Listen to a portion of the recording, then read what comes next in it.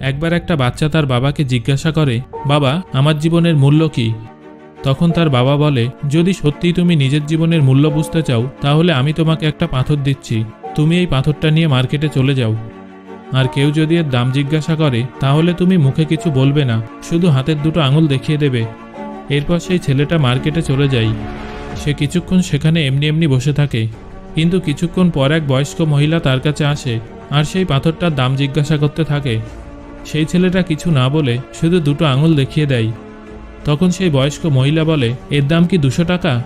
ঠিক আছে, আমি এই পাথরটা তোমার কাছ থেকে কিনে নেব। একটা পাথরের দাম 200 টাকা শুনে ছেলেটা একেবারে অবাক হয়ে যায়। তারপর ছেলেটা ভাবতে থাকে, পাথর তো সাধারণত যে কোনো জায়গায় দেখা যায়, কিন্তু এর দাম 200 টাকা। সে দ্রুত তার বাবার কাছে চলে যায় আর বলে, বাবা, আমি মার্কেটে গিয়েছিলাম, সেখানে এক বয়স্কা মহিলা আমাকে এই পাথরটার জন্য 200 টাকা দিতে রাজি হয়।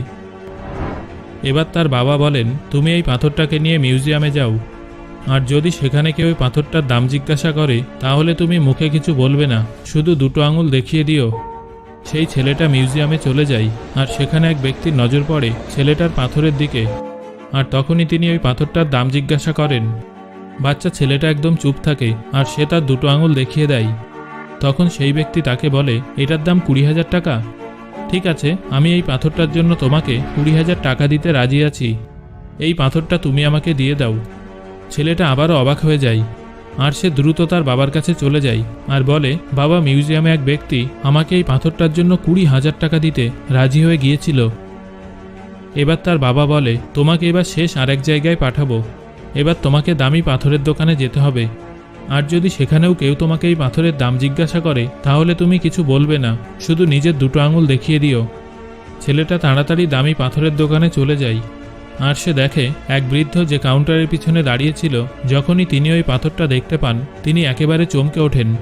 তিনি দ্রুত কাউন্টার থেকে বেরিয়ে ওই বাচ্চাটার কাছে যায় আর তার হাত থেকে সেই পাথরটা কেড়ে নিয়ে বলে, ও মাই গড, এই পাথরের খোঁজে আমি আমার পুরো জীবনটা কাটিয়ে দিয়েছি, তুমি কোথায় পেয়েছো এই পাথরটা?